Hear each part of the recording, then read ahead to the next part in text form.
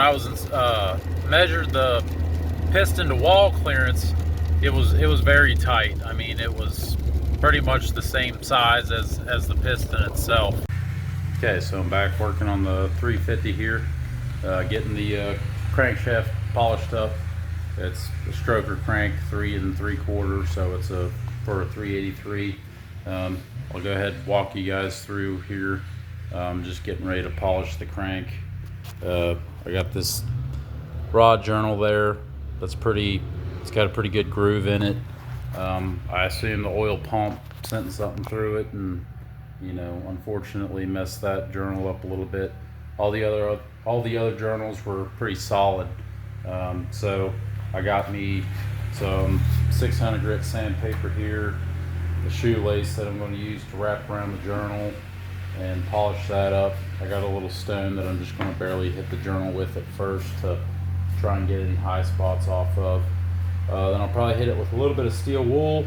And then the last step, I'm going to cut up this rag with the polishing compound here, and then get this journal polished up and get it ready to drop into the block. I've still got to wash the block, you know, make sure there's no debris left in it from before. That shouldn't take too long, but I ordered pistons and a gasket kit, so that's on its way. So as soon as that gets here, ideally I have this ready where with that gasket kit, it's coming with the bearings too and the main bearings. So I'll have the crank and the block prepped and the bearings will get here. I'll put the bearings in, I'll bore gauge them and mic the journals on the crankshaft, make sure all my tolerances are spot on, and then I'll pull the journals back out, pull the bearings back out, drop the crank in, and we can rock and roll from there. So let's do it. All right, let's get this thing polished.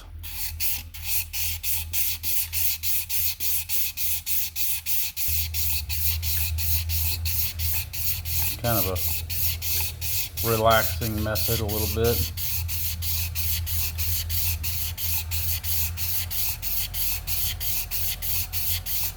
Trying to get that 600 grit worked in there some, and we'll get it polished up and it'll be ready to run.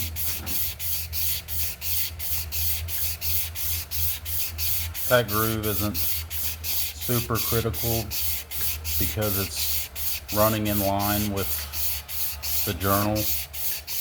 It's running with the diameter of it versus if that groove is running more horizontally. So really it's like the oil's going to want to fall in that groove anyway, which would still be trapped inside of the bearing, versus if it was like a horizontal groove and it was wanting to get outside of that main cap bearing. That wouldn't be as good because it would be more affecting oil pressure in that journal, whereas since this groove is more in line with the journal, then that will be trapped in there and shouldn't really affect oil pressure a whole lot. You don't want to use a super thick grit when you're doing this either, just for trying to get some polish. You know, you don't want to scratch the crank too deep because that's not good for it either. That's why I'm trying to use 600 grit. Okay, so as you can see, that groove, it's still there lightly. I know you guys can't see extremely well because of the light. There you go. I'll block it out a little bit for you. Still not great, but that knife edge doesn't grab near as much now, so it really smooths things out quite a bit, and that's what I was looking for. So I think it feels smooth enough. So okay, now I'm just going to do the same thing with some steel wool. Let's see if I can get this stuff to cooperate right, which I cannot. So you get to watch me struggle.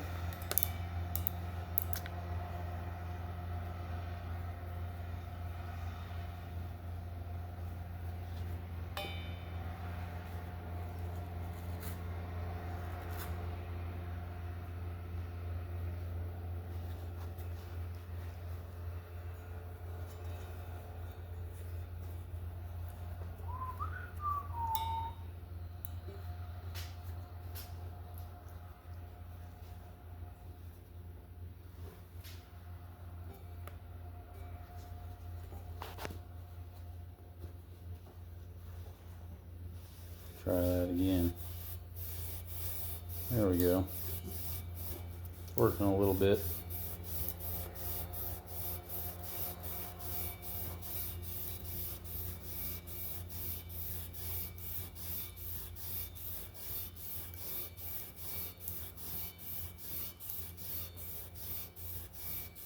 Fun little job to do.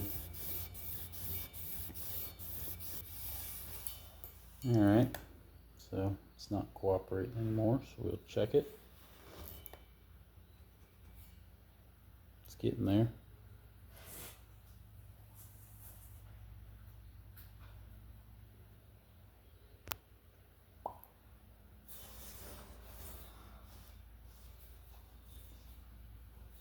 It's feeling smoother. I mean, so that groove there, you can't see it extremely well, but basically when you're polishing these crankshafts, you know, if it's got like a decently deep groove in that crankshaft, you're not going to want to necessarily get rid of it completely because that scratch is pretty deep. So if you were to polish this thing until that disappeared, then essentially you just wore away the entire journal, which is not good if you do that, because then your bearing clearances are going to be all messed up. So what we're trying to do here is just basically make that thing where it's smooth and polished and cleaned up and not just like a deep gouge like it was. So that's the goal. We're getting there. Yeah, next step, we got polish here. Just using this stuff, whatever it is, Mother's, I don't know, metal polish. If it works, right? All right, I'm just gonna slather that on there.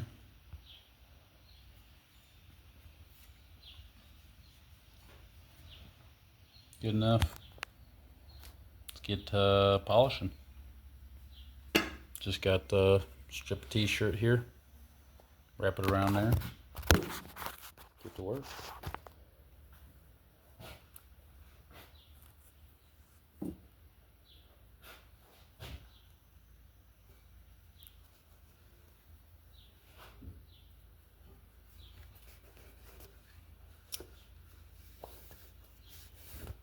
Whoops.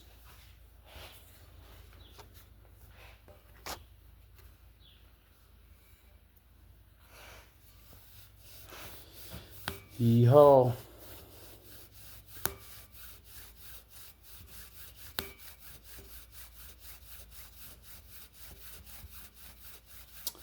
Now we just sit here and wait for the magic to happen.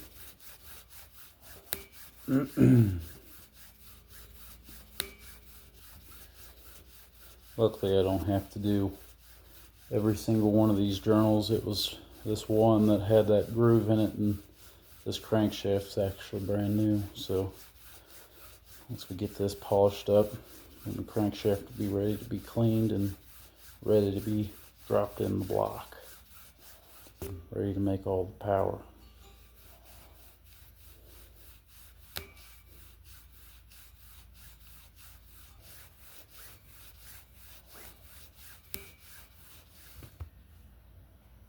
Look at that, it's already looking a lot better.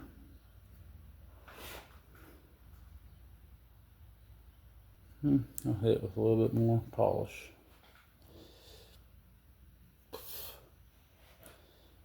It's like this stuff here, it's not going to be like it was brand new, but we're looking for good oil pressure and a running engine.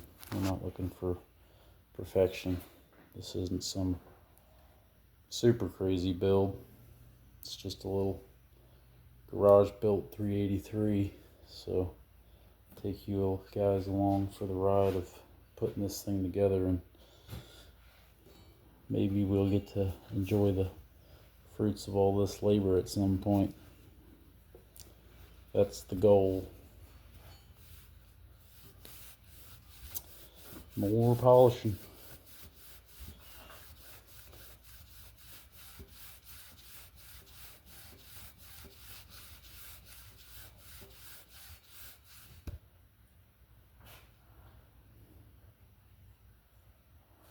All right.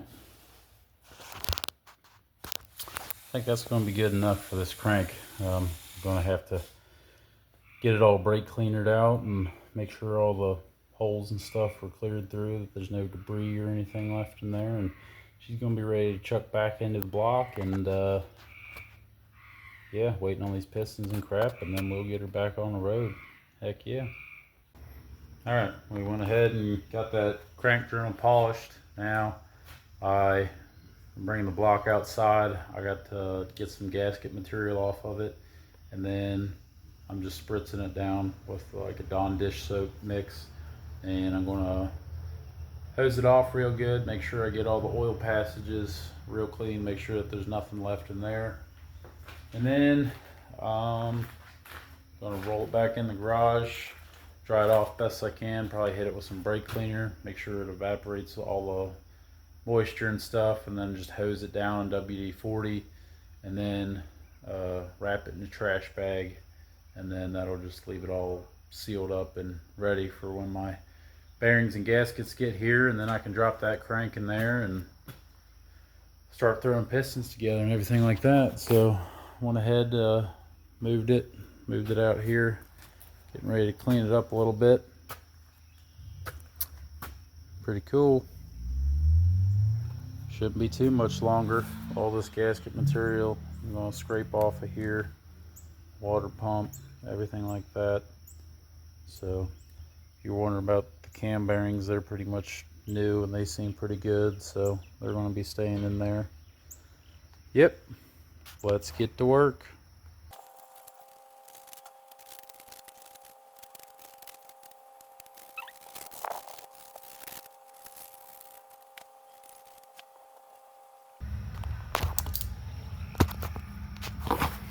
Alright, so got the gasket surface pretty clean there.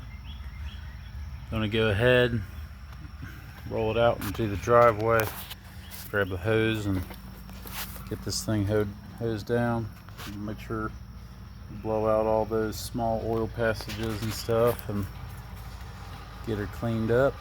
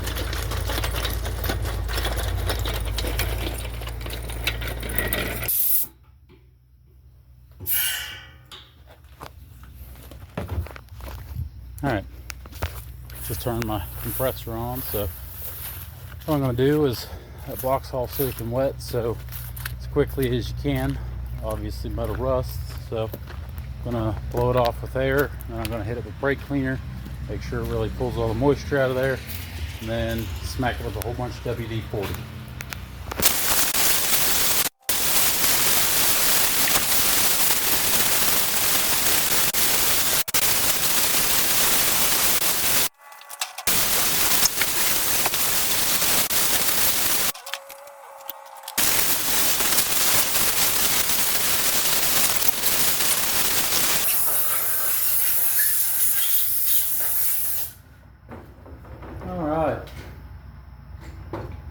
Get the old brake clean.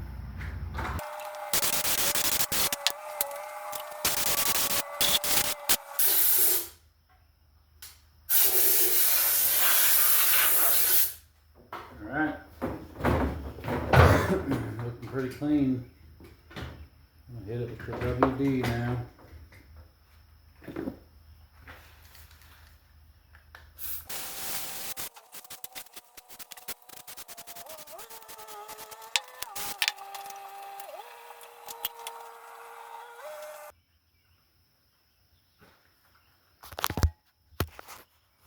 Okay, so went ahead, got this thing all washed up, dried off, blowed off, brake cleaned it, hit it with the WD. It's soaking wet in WD-40 right now.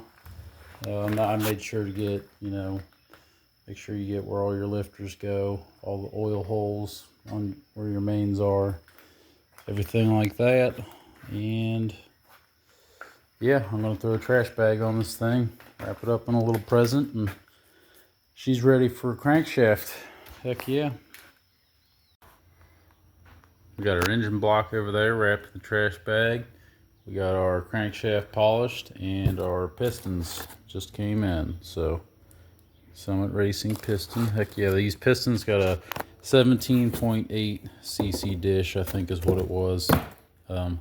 That's going to work out good for this motor. It's going to come out to being close to 10-to-1 compression, which is good.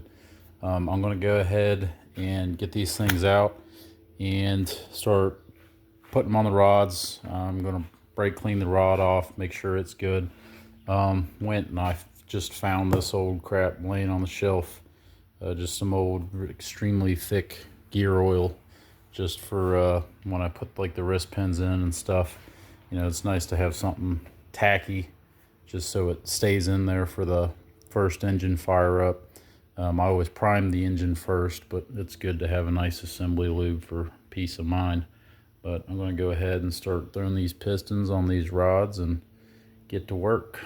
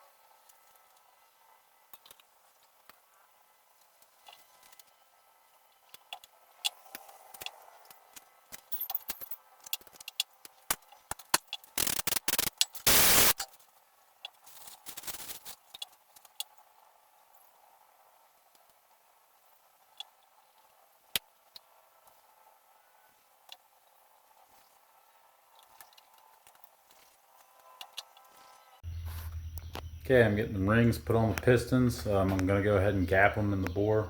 Show you guys how I do that here. Right now I'm starting with the second ring because the second ring is going to go on the piston first. Right now this ring is sitting in the top groove, and the reason I'm doing that is because I have a ring in the block right now, which is the second ring that I'm starting with. I'm just using this as a gauge. So I got that on the top of the piston, and all I'm doing is I'm setting it down in there, and then that ring is squaring up the piston with the block, which then gives me the gap of the ring right there. So now that that ring gap is in there and I know that it's square because I squared it with the piston, I'm using my feeler gauge set here, and I'm just going in and seeing which one falls into that groove. Right now that one's sitting at 15 thousandths. I'm going to open that up some. It obviously it depends on which engine, what kind of rings you're running for your ring gap, the application, all kinds of stuff like that. I'm going to open these up some, so I got my work cut out for me. I wanted to walk you guys through exactly the process I go through to gap these things. I've gapped several of them, several engines like this. It's a pretty primitive method, but it works for me and I have good luck with it. So I figured I'd show it. Right now, I got my ring sitting in here. I got my feeler gauges. I'm going in there, checking the ring end gap with it. And then if it's too small, which it is right now, the gap is way too small, then I'll show you guys how I open that gap up. I do not have a ring grinder or anything like that. So I'm literally just using a good old bench grinder. I'll try and demonstrate here with one hand. But basically what I do is I use both hands when I grind it, so it'd be hard to show you. But I spread the ring apart a little bit like this here, and then I get it as square as I can to the side of that wheel, and then I just barely touch that thing up, keeping it as square as possible. And then I'll go back to the block and I'll recheck that ring end gap. Like I said, it's pretty primitive, but it works good for me, and it's better than your rings getting too hot and then they're touching each other, and that's what breaks your pistons. So after I hit it with the grinder and I get it to the gap I want, I've got a knife sharpening stone that I take, and I just rub the edges of the ring along that knife sharpening stone, and I make sure that I knock all the burrs of it off. And then once I know that the gap is good and it doesn't have any burrs, then it's ready to go on the piston and be ran in the engine.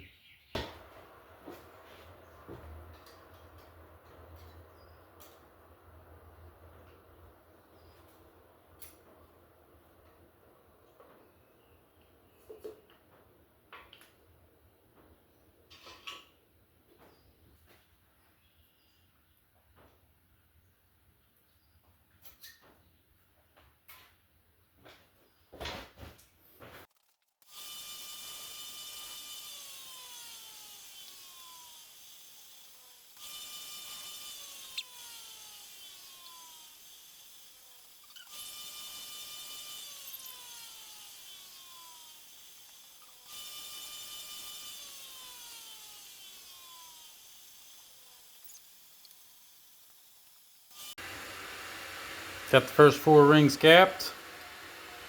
Good to go. Get them last 4 gapped, ready to go. Throw them on the pistons and wait for my gasket kit. All right, I wanted to show you guys how I'm miking these main bearings in this block to check for the clearances from the main bearing to the crankshaft itself.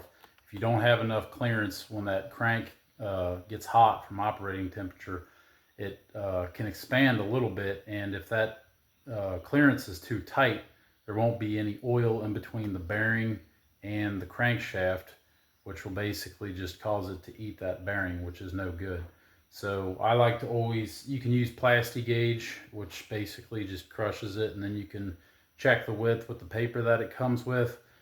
That works fairly well. I like to use a bore mic here, which really just lets you know exactly what the clearance is. I'll run you guys through real quick how I'm doing that. So I've got my micrometer right here, and what I did is I'm measuring this back cap right now. And so I took my mic and I measured this journal, because it's the same one that's going back there. So I measured this journal and I locked it with my lock right there. Once I get that set, I'm taking this bore mic, and it's got an assortment of different sizes right there for different size bores or whatever you're measuring. So I got that set, and then basically you set that into your micrometer, and then that's going to make this gauge move, which I can lay this down here and show you. So when you put it into the micrometer, it's going to move that needle, okay? So right now, when I measure it, it goes up, and I set that needle, because you can turn that dial, I set that needle to 0, measuring on the micrometer. So basically, I calibrated this bore gauge to where it is measuring 0 at the exact measurement that this journal is on. Now that I know what that is, I can take it and I'm putting it in this bearing journal here. Well, I'm actually doing it straight up and down like that right there, and I'm measuring that, and I'm seeing how far it is away from that 0. Okay, so basically there's going to be more clearance in that bearing than there is the crank. So right now I'm actually measuring, I'm getting 2.5 to 3 thousandths of clearance on that one bearing, which is perfect, because a general rule of thumb is you're going to want 1/1000th of clearance per inch of journal. So this journal here, it's close to a 2.5-inch journal. So you're looking for that around 2.5 thousandths mark, and 3 thousandths is good. So I'm going to go ahead, check the rest of these with the rest of these journals, make sure that there's not some random tight journal, because if that was the case, then you can buy bearings that actually have like 1/1000th of clearance built into them, and then in some cases you can run both, but sometimes you could even mix and match the bearing just to get that more clearance. The clearance is the most critical thing here. It's more critical than bearing material. If you got the greatest bearing material ever but you don't have the clearance, you're going to eat that thing up. So it's something I always like to check. You can get away with plastic gauge. It just depends, you know, what you're doing and how confident you want to be in it. This is what I like to do, so I figured I'd show you guys.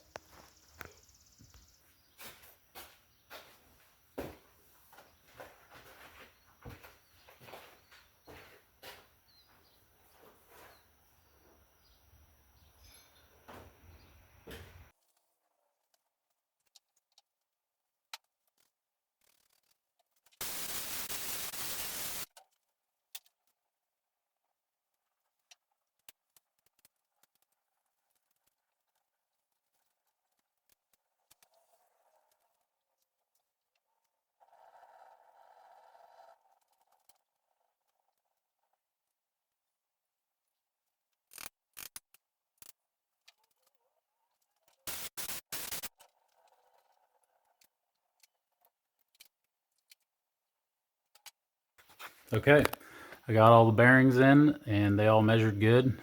Good clearance, what I was looking for, so that's good. We can go ahead, pop these caps back off, oil up the bearings, and get this crank dropped in here. Okay, so quick update on the engine I wanted to give you guys. I'm headed home right now. My buddy came over, he was helping me put it together. We went ahead, got the crankshaft put in, all the tolerances on the main bearings all measured great. We had the crank installed, and we were going to go ahead and start installing the pistons and rods. To check the rod bearing clearances, they were good, but when I was measured the piston to wall clearance, it was very tight. I mean, it was pretty much the same size as the piston itself. So I'm not exactly sure what I'm going to do with that yet. I'm going to keep you guys updated, but I was hoping to get more of this engine put together and get this video up, but because of what's going on, this is where I'm going to leave it at, and then I'll update you guys in the future. I hope you guys enjoy.